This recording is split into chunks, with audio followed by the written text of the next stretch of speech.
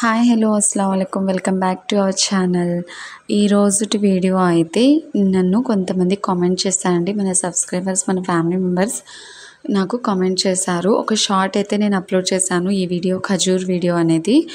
So ఇది full video పెట్టండి అని చెప్పి నాకు కొంతమంది అయితే మెసేజ్ చేశారనమాట. షార్ట్స్లో కామెంట్ చేశారు ఫుల్ వీడియో పెట్టమని చెప్పి. సో వాళ్ళందరి కోసం అయితే నేను మళ్ళీ ఈ వీడియో ఫుల్ వీడియో అనేది షూట్ చేసి అప్లోడ్ చేస్తున్నానండి. సో చాలా టేస్టీగా ఉంటాయండి ఇవి. యాక్చువల్లీ 1 మంత్ దాకా నిల్వ ఉంటాయి, కానీ దీని టేస్ట్ చూసామంటే ఒక 2-3 డేస్లోనే మొత్తం ఫినిష్ అయిపోతాయండి. అంత బాగుంటాయి, అంత గుల్లగా, అంత చాలా టేస్టీగా ఉంటాయి. అండ్ చాలా ఈజీగా కూడా చేసుకోవచ్చు. నేను మొత్తం డీటెయిల్గా చూపిస్తాను. సరే అయితే ఎలా చేసుకోవాలి, దీని ప్రాసెస్ ఏంటి,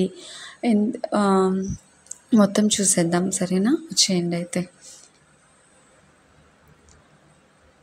ఫస్ట్ ఆఫ్ ఆల్ అయితే మనం దీనికోసం పిండి కలుపుకోవాలండి. ఈ ఖజూర్ స్వీట్ కోసం అయితే నేను చూపిస్తున్న బౌల్తో నేనైతే మెజర్మెంట్ తీసుకున్నాను. మొత్తము ఒక 4 కప్స్ అయితే మైదా పిండి ఇలా జల్లించుకోవాలండి. నేను మైదాతో చేస్తున్నాను, మీరు కావాలంటే గోధుమ పిండితో అయినా చేసుకోవచ్చు. సో ఇది వచ్చేసేసి 4 కప్పుల మైదా పిండి ఇలా జల్లించి తీసుకున్నాను అనమాట. దాని తర్వాత ఒక చిటికెడు సాల్ట్ వేసుకోవాలండి. ఆ తర్వాత 4 కప్పుల మైదా పిండికి 2 కప్పుల పంచదార పొడి అండి. పంచదారని మిక్సీ పట్టేస్తే పొడి అయిపోతుంది కదా.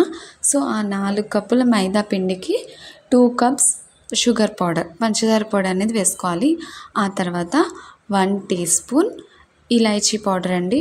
ఒక 3-4 ఇలాచీని పంచదారని మిక్సీ పట్టేసి ఇలాచీ పౌడర్ అనేది వచ్చేస్తుంది. సో 1 స్పూన్ యాలకుల పౌడర్, తర్వాత ఒక 1/2 కప్ బొంబాయి రవ్వ అండి. ఒక 1/2 కప్ మాత్రమే బొంబాయి రవ్వ వేసుకోవాలి. ఆ తర్వాత దీనిలో ఒక చిన్న వీడియో క్లిప్ అనేది మిస్ అయిందండి. అదేంటంటే బొంబాయి రవ్వ వేసిన తర్వాత ఒక 1/2 కప్ ఎండు కొబ్బరి పౌడర్ కూడా వేసుకోవాలి. ఎండు కొబ్బరి పౌడర్ మనకి బయట మార్కెట్లో ఈజీగా దొరుకుతుంది.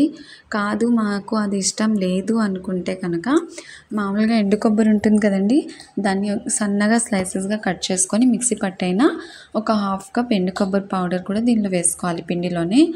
ఆ తర్వాత ఒక 1/2 కప్ ఆయిల్ వేస్తున్నానండి. ఇది నేను గోరువెచ్చగా చేసి వేసాను ఆయిల్ ప్లేస్లో మీరు నెయ్యి కూడా వేసుకోవచ్చు. అందరి దగ్గర నెయ్యి అవైలబుల్గా ఉంటుంది, ఉండకపోవచ్చు. సో అందుకని చెప్పి నేనైతే ఆయిల్తో చూపిస్తున్నాను. ఒక 1/2 కప్ గోరువెచ్చగా చేసి చల్లారిన తర్వాత అయితే వేసుకోవాలి. వేడి నూనె అస్సలు వేయొద్దండి, ఎందుకంటే మనం దీనిలో షుగర్ పౌడర్ వేసాము, మళ్ళీ అది కరిగిపోతుంది అనమాట, అందుకని. సో ఆయిల్ వేసిన తర్వాత బాగా కలుపుకోవాలండి. చూడండి, ఇలా పిండి అనేది బైండింగ్ ఇలా అవ్వాలన్నమాట. సో ఇలా అయిన తర్వాత అంతవరకు బాగా కలుపుకోవాలండి. ఆయిల్ అనేది పిండి మొత్తానికి పట్టించాలి. సో ఇలా కలిపిన తర్వాత వాటర్ తీసుకోవాలండి, వాటర్ వేసి కలుపుకోవాలి. వాటర్ అయితే చాలా తక్కువ పడుతుందండి, ఎందుకంటే ఆల్రెడీ ఆయిల్తో కలిపాము, బైండింగ్ అవుతుంది కాబట్టి. సో వాటర్ అనేది కొంచెం వేళ్ళతో వేసుకుంటూ కలుపుకోవాలండి. చాలా తక్కువ అంటే చాలా తక్కువ పడుతుంది, మళ్ళీ లూజ్ అయిపోతుందండి, ఎందుకంటే షుగర్ పౌడర్ చేసి వేసాం కాబట్టి వాటర్ అనేది చాలా తక్కువ పడుతుంది. అది చూసుకుంటూ వేసుకోండి, ఒకేసారి వేయొద్దండి. సో మొత్తం ఇలానే మంచిగా కలుపుకోవాలి. వాటర్ నేను ఎంత పట్టింది, ఎంత వేసాను అనేది కూడా నేను మీకైతే చూపిస్తాను. బాగా కలుపుకోవాలండి ఇలా వాటర్ వేసుకుంటూ. నేనైతే ఒక గ్లాస్ వాటర్ తీసుకున్నాను. యాక్చువల్లీ ఆ గ్లాస్ వాటర్ నేను పిండి ఏదైతే గిన్నెతో తీసుకున్నానో ఆ గిన్నెకి సరిపోతుందండి ఆ గ్లాస్ వాటర్. సో దాంతోనే నేను మొత్తం కలిపేసుకుంటున్నాను. చూడండి, ఇలా ముద్దలా కలుపుకోవాలి, గట్టిగా కలుపుకోవాలండి. చూసారు కదా, ఇలా ముద్దగా కలుపుకోవాలి. ఆ తర్వాత కొంచెం వాటర్, చూడండి నాకు ఇంత మిగిలింది. ఒక గ్లాస్ వాటర్ తీసుకుంటే ఆ కొంచెం వాటర్ మిగిలింది. చెప్పాను కదా, ఈ బౌల్తో తీసుకున్నాను అనమాట ఆ గ్లాస్ వాటర్, ఈ బౌల్ ఒకే సేమ్ క్వాంటిటీ. సో నాకైతే ఆ కొంచెం వాటర్ మిగిలింది, ఇంకా మీరు చూసుకొని కలుపుకోండి. సో పిండి అయితే ఇలా కలిపేయాలండి. కలిపి ఒక 5 లేదా 10 అంతే, ఎక్కువ నానబెట్టద్దు. ఒక 5 నిమిషాలు నానబెడితే చాలండి. ఎందుకంటే దీనిలో మనం బొంబాయి రవ్వ వేసాం కాబట్టి అది వాటర్ అనేది పీల్చుకోవాలి. సో, అందుకని చెప్పి ఒక 5-10 మినిట్స్ నానబెట్టండి చాలు. ఆ నానబెట్టిన తర్వాత ఆ 10 మినిట్స్ తర్వాత మళ్ళీ ఒకసారి మూత తీసుకొని మొత్తం ఒకసారి పిండిని మొత్తాన్ని కలుపుకోండి. కలుపుకోవటం అంటే మళ్ళీ ఒకసారి ప్రెస్ చేసి మొత్తం కలిపేయండి. ఆ తర్వాత ఏం చేయాలంటే చిన్న చిన్న ముద్దలుగా తీసుకోవాలండి. ఇప్పుడు మనం దాన్ని కట్ చేసుకోవాలన్నమాట. సో, నేనైతే ఇక్కడ ఆయిల్ కవర్ తీసుకున్నాను. మీ దగ్గర బటర్ పేపర్ ఉంటే బటర్ పేపర్ కూడా తీసుకోవచ్చు. నేనైతే ఆయిల్కి వస్తుంది కదా కవరు, దాన్ని కట్ చేసి అయితే రోల్ చేస్తున్నాను. కొంచెం పిండి ముద్ద తీసుకొని రోల్ చేసుకోవాలండి. చూడండి ఇలా రోల్ చేసుకోవాలి. ఇంత మందం ఉంటే చాలండి. ఒక 1/2 ఇంచ్ మందం ఉంటే, ఇంత మందం ఉంటే చాలు. సో, ఇప్పుడు ఏం చేయాలంటే ఒక నైఫ్ తీసుకొని సైడ్ ఎడ్జెస్ ఏదైతే ఉన్నాయో సరిగ్గా ఉండవు కదా సైడ్వి, అవి 4 సైడ్స్వి తీసేసుకోవాలి ఫస్ట్. ఇలా కట్ చేసుకొని 4 సైడ్స్వి తీసేసుకోవాలి. అది కూడా ఏం వేస్ట్ కాదండి. మళ్ళీ పిండిలో కలిపేసుకొని మళ్ళీ యాజ్ యూజువల్ అలా షేప్స్ ఇచ్చుకోవాలి అంతే. చూసారు కదా 4 సైడ్స్ అయితే నేను తీసేసాను. మళ్ళీ ఆ పిండి మొత్తం దానిలో కలిపేసుకోవచ్చు.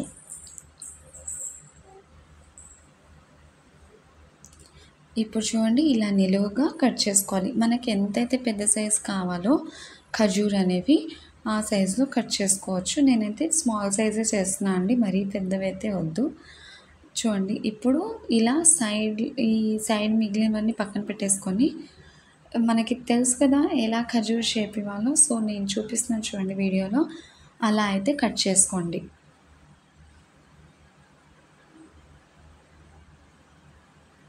చాలా ఈజీగా అయిపోతుందండి, ఏం ప్రాబ్లం ఏమి ఉండదు. చూడండి ఎంత మంచిగా కట్ అవుతుందో. షేప్ చూడండి ఎంత పర్ఫెక్ట్గా వచ్చిందో. మిగిలిన వేస్ట్ కదా మళ్ళీ పిండిలో కలిపేసుకోవచ్చు, నో ప్రాబ్లం. చూడండి ఈ విధంగా ఇంత మందాన్ని పెట్టి ఈ షేప్లో కట్ చేసుకోవచ్చు. నేనైతే ఈ షేప్ ఇచ్చాను, కానీ మీకు ఏ షేప్ ఇష్టమో దాంతో కట్ చేసుకోవచ్చు. వాటర్ బాటిల్ మూతతో కట్ చేసుకోవచ్చు, లేదు కొన్ని షేప్స్ ఉంటాయి కదా హార్ట్వి లేదా స్టార్వి, దాంతో కూడా కట్ చేసుకోవచ్చు అండి, నో ప్రాబ్లం, బాగుంటుంది. నేనైతే ఇలానే కట్ చేశాను మొత్తం. ఖజూర్ మోడల్ అని చెప్పాను కదా, సో అందుకని చెప్పి నేనైతే ఇలానే కట్ చేసుకున్నాను మొత్తం పిండి మొత్తాన్ని ఇలానే కట్ చేసుకొని ఒక ప్లేట్లో అరేంజ్ చేసేసుకోండి.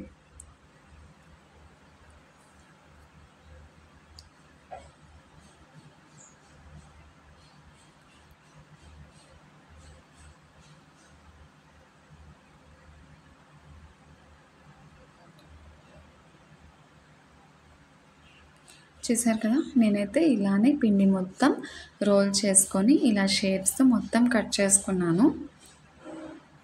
ఇదిగోండి మొత్తం పిండి కట్ చేసుకొని ఒక ప్లేట్లో అయితే అరేంజ్ చేసేసుకొని పెట్టేసుకున్నాను.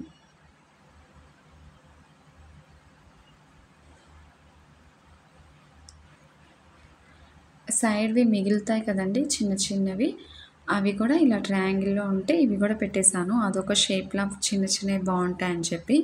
సో, ఇప్పుడైతే కడాయిలో ఆయిల్ వేసుకోవాలండి. ఆయిల్ అయితే అస్సలు ఎక్కువ వేడిగా ఉండకూడదండి. ఎంత వేడి ఉండాలంటే, ఇప్పుడు ఒకవేళ మన వేలు పెట్టినా మనకి జస్ట్ గోరువెచ్చగా తగలాలి ఆయిల్ అంతే. చెయ్యి కూడా కాలకూడదు, అంత గోరువెచ్చగా ఉండాలి ఆయిల్. అలా అంత వేడైన తర్వాత మనం ఒక్కొక్క ఖజూర్ని చిన్నగా డ్రాప్ చేసేయండి ఆయిల్లో, చిన్నగా వేసేసుకోవాలి. వేసిన ఒక 5 మినిట్స్ దాకా అయితే అస్సలు కదిలించొద్దండి, ఎందుకంటే ఇవి చాలా సాఫ్ట్గా ఉంటాయి. సో, కదిలించామంటే మాత్రం తప్పకుండా బ్రేక్ అయిపోతాయి. అందుకని చెప్పి వేసిన 5 మినిట్స్ దాకా అయితే అస్సలు కదపొద్దు. 5 మినిట్స్ తర్వాత పిండి ఏదైతే పైన మనకి లేయర్ కనిపించింది కుక్ అవుతున్నట్టు, అప్పుడు మాత్రమే రెండో సైడ్ కనిగిది టర్న్ చేసుకోండి. అప్పటిదాకా అయితే అసలు కదిలించొద్దండి. కదిలిస్తే మాత్రం అవి చాలా సాఫ్ట్గా ఉంటాయి కాబట్టి మనకి విరిగిపోయే ఛాన్సెస్ అనేవి ఉంటాయి. సో, కొంచెమే వేసుకొని బ్యాచెస్ వైజ్గా వేసుకొని ఫ్రై చేసేసుకోండి అంతే. చూసారా, ఇలా చిన్నగా ఒక్కటి మొత్తం అలా తిప్పుకుంటూ ఫ్రై చేసుకోవాలి. మనకి గోల్డెన్ బ్రౌన్ కలర్ వస్తే చాలండి. మొత్తం సిమ్‌లోనే పెట్టి ఫ్రై చేసుకోండి. అస్సలు ఆయిల్ హీట్ చేయొద్దు. ఎందుకంటే పైనంత వరకు కలర్ వచ్చేస్తుంది. లోపలైతే పచ్చిగానే ఉండిపోతుంది. సో, ఇలా నేను చెప్పిన విధంగా ఫ్రై చేస్తే గనుక లోపల కూడా ఫ్రై అయ్యి చాలా గుల్లగా ఉంటాయి. చాలా టేస్టీగా ఉంటాయండి.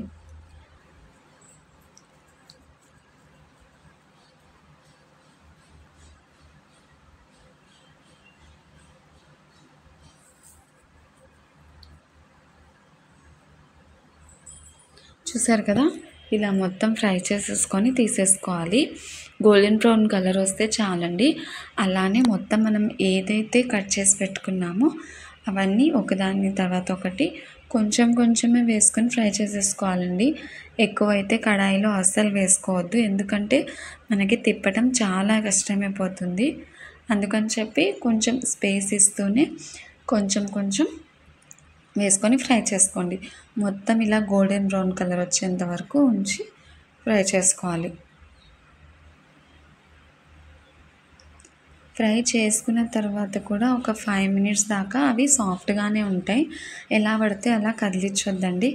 మొత్తం కూల్ అయిన తర్వాతే అవి గట్టి పడతాయి. గట్టి పడటం అంటే పైన క్రంచీగా ఉంటాయి, లోపల సాఫ్ట్గా ఉంటాయి.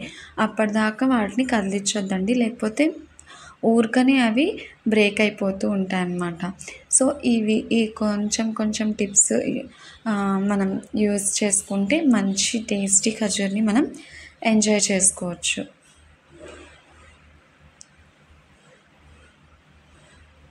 చూసారు కదా! నేనైతే మొత్తం ఇలానే బ్యాచెస్ కింద కొంచెం కొన్ని వేసుకొని ఫ్రై చేసుకున్నాను.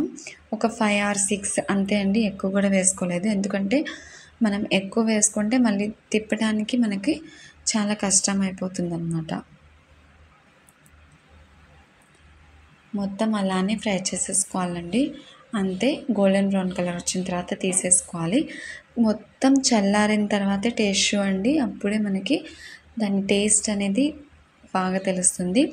పైన క్రంచీగా, లోపల గుల్లగా చాలా అంటే చాలా బాగుంటుందండి. ఒకసారి తప్పకుండా ట్రై చేయండి. మన ఇంట్లోనే ఉంటాయండి. ఆల్మోస్ట్ మైదా ఉంటుంది, షుగర్ పౌడర్ ఉంటుంది, ఇలైచీ పౌడర్ ఉంటుంది, బొంబాయి రవ్వ ఉంటుంది, ఆయిల్ ఉంటుంది. మొత్తం ఇంట్లో ఉన్న వాటితోనే మనం ఇంత మంచి స్వీట్ ఐటెంని క్విక్గా చేసుకోవచ్చు. మ్యాక్సిమం ఒక హాఫ్ అన్ అవర్ పడుతుందండి అంతే. అంతకంటే ఎక్కువ టైం ఏం పట్టదు. కలిపి ఒక 10 మినిట్స్ పెట్టుకోవాలి. ఆ తర్వాత కట్ చేసుకొని ఫ్రై చేసేసుకోవటమే. ఇంత మంచి స్వీట్ మనకి హాఫ్ అన్ అవర్లో రెడీ అయిపోతుంది. అది కూడా ఇంట్లో ఉన్న వాటితోనే అండి. చాలా బాగుంటాయి. యాక్చువల్గా ఇవి 1 మంత్ ఉంటాయి కానివ్వండి. పిల్లలు పెద్దలు ఒక 2-3 డేస్లోనే ఫినిష్ చేసేస్తారు. అంత మంచి టేస్టీ ఫుడ్ అండి. నచ్చితే ఒక చిన్న లైక్ ఇచ్చి కామెంట్ చేసి, ఎవరైనా సబ్స్క్రైబ్ చేయని వాళ్ళు ఉంటే please subscribe my channel. And అలాగే ఇంకా ఏమైనా రెసిపీస్ కావాలంటే నాకు కామెంట్ చేయండి. నేను తప్పకుండా మీకు ఆ రెసిపీ అనేది అప్లోడ్ చేయడానికి ట్రై చేస్తాను.